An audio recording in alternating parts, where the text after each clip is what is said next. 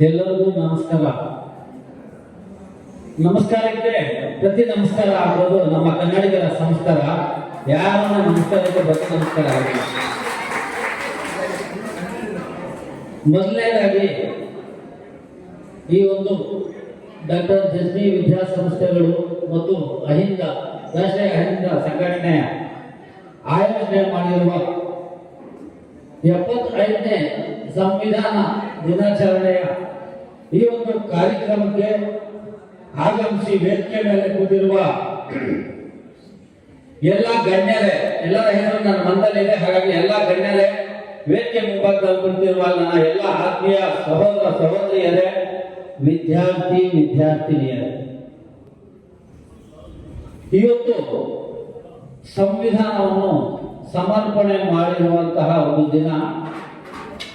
ಇದು ದೇಶದಲ್ಲಿ ಒಂದು ದೊಡ್ಡ ಹಬ್ಬವಾಗಿ ನಾವಿವತ್ತು ಆಚರಣೆ ಮಾಡಬೇಕು. ಈಗ ಆಚರಣೆ ಮಾಡ್ತಾ ಇದ್ದಾರೆ, ಆದ್ರೂ ಕೂಡ ನನ್ನ ಪ್ರಕಾರ ಎಲ್ಲ ಒಂದು ಈ ಒಂದು ಆಚರಣೆ ಸಾಲದು ಅನಿಸುತ್ತೆ. ಯಾಕಂದ್ರೆ ಇಡೀ ವಿಶ್ವದಲ್ಲೇ ಅತಿ ಶ್ರೇಷ್ಠವಾದ, ಅತಿ ಉನ್ನತವಾದಂತಹ ಎಲ್ಲ ಜಾತಿ, ಎಲ್ಲ ಧರ್ಮ, ಎಲ್ಲ ವರ್ಗಗಳಿಗೆ ಸಮಾನತೆಯ ಒಂದು ಸಂವಿಧಾನವನ್ನು ಎಲ್ಲರಿಗೂ ಸಮವಾಗಿ ಹಂಚಿದಂತಹ ಡಾಕ್ಟರ್ ಬಾಬಾ ಸಾಹೇಬ್ ಅಂಬೇಡ್ಕರ್ ಅವರು ಬಹುಶಃ ವಿಶ್ವದಲ್ಲೇ ಎಲ್ಲಿ ಇಂಥ ಒಂದು ಸಂವಿಧಾನ ಇಲ್ಲ. ಇಂಥ ಒಂದು ದೊಡ್ಡ ರಾಷ್ಟ್ರದಲ್ಲಿ ಅನೇಕ ಜಾತಿ, ಅನೇಕ ಧರ್ಮಗಳಿದೆ. ಈ ಎಲ್ಲಾ ಧರ್ಮಗಳನ್ನು ಒಳಗೊಂಡಂತೆ ಈ ಎಲ್ಲಾ ಧರ್ಮಗಳಿಗೂ ನ್ಯಾಯವಾಗಿ ಇವತ್ತು ನಮ್ಮ ಒಂದು ಸಂವಿಧಾನವನ್ನು ಡಾಕ್ಟರ್ ಬಾಬಾ ಸಾಹೇಬ್ ಅಂಬೇಡ್ಕರ್ ಅವರು ನಮಗೆ ಕೊಟ್ಟಿದ್ದಾರೆ.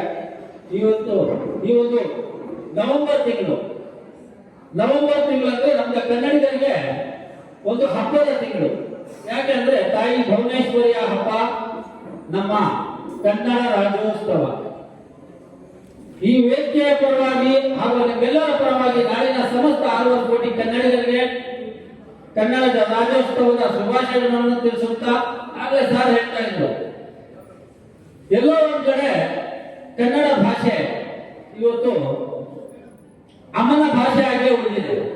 ಬೇರೆ ಯಾವುದೇ ಭಾಷೆ ನಾವು ಬಳಸ್ತೀವಿ. ಯಾಕಂದ್ರೆ ಈಗ ನಾವು ಬರೀ ಕನ್ನಡದಲ್ಲೇ ಹೋಗ್ಬಿಟ್ಟು ಎಲ್ಲ ಕಡೆ ನಾವು ಏನೋ ಒಂದು ಕೆಲ್ಸಕ್ಕೆ ಹೋದ್ರೆ ನಮಗೆ ಕೆಲಸ ಸಿಗಲ್ಲ. ಹಾಗಾಗಿ ಬೇರೆ ಬೇರೆ ಭಾಷೆ ನಾವು ಬಳಸ್ತೀವಿ. ಬೇರೆ ಯಾವುದೇ ಭಾಷೆ ನಾವು ಬಳಸಿದ್ರು ಕೂಡ ಅದು ಒಂದು ಅನ್ನದ ಭಾಷೆ. ಈ ದೇಶದಲ್ಲಿ, ಈ ರಾಜ್ಯದಲ್ಲಿ ಇರುವಂತಹ ಏಕೈಕ ಭಾಷೆ ಅಮ್ಮನ ಭಾಷೆ, ಅದು ಕನ್ನಡ ಭಾಷೆ. ಇವತ್ತು ಎಲ್ಲ ಒಂದು ಏನೇನು ಸಂವಿಧಾನವಾಗಿ ನಮ್ಮ ಸಂವಿಧಾನ ಏನ್ ಕೊಟ್ಟಿದೆ ಅದರ ಬಗ್ಗೆ ನಮ್ಮ ಹಿರಿಯರು ಎಲ್ಲ ತಿಳಿಸಿ ಹೇಳಿದ್ದಾರೆ. ನನಗೆ ಅತಿ ಹೆಚ್ಚಾಗಿ ಹೇಳೋದಷ್ಟೊಂದು ಇದು ಏನೇ ಇಲ್ಲ.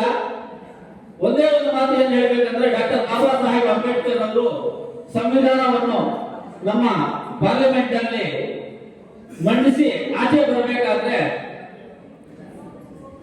ಒಬ್ಬ ಬ್ರಿಟಿಷ್ ಪ್ರಜೆ ಕೇಳ್ತಾರೆ, ಏನು ಬಾಬಾ ಸಾಹೇಬ್ ಅಂಬೇಡ್ಕರ್ ಇವತ್ತು ಬಹಳ ಸಂತೋಷದಿಂದ ಕಾಣಿಸ್ತಾ ಇದ್ದೀರಾ ನೀವು ಅಂದಾಗ, ಡಾಕ್ಟರ್ ಬಾಬಾ ಸಾಹೇಬ್ ಅಂಬೇಡ್ಕರ್ ಅವರು ಹೇಳ್ತಾರೆ, ಇಷ್ಟು ದಿನ ರಾಜ ಮಹಾರಾಜರ ಹೊಟ್ಟೆಯಲ್ಲಿ ರಾಣಿ ಮಹಾರಾಣಿ ಇರ್ತಾ ಇದ್ರು, ಇನ್ನು ಮುಂದೆ ಮತಗಟ್ಟೆಯಿಂದ ರಾಜ ಮಹಾರಾಜರು ಹುಡ್ತಾರೆ ಅಂತ ಹೇಳ್ಬಿಟ್ಟು ಡಾಕ್ಟರ್ ಬಾಬಾ ಸಾಹೇಬ್ ಅಂಬೇಡ್ಕರ್ ಅವರು ಹೇಳಿದ್ರು.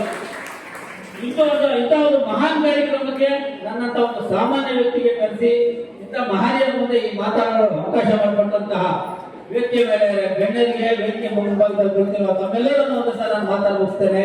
ಜೈ ಭೀಮ್, ಜೈ ಭಾರತ್, ಜೈ ಹಿಂದ್, ಜೈ ಕರ್ನಾಟಕ. ಅಭಿನಂದನೆಗಳು.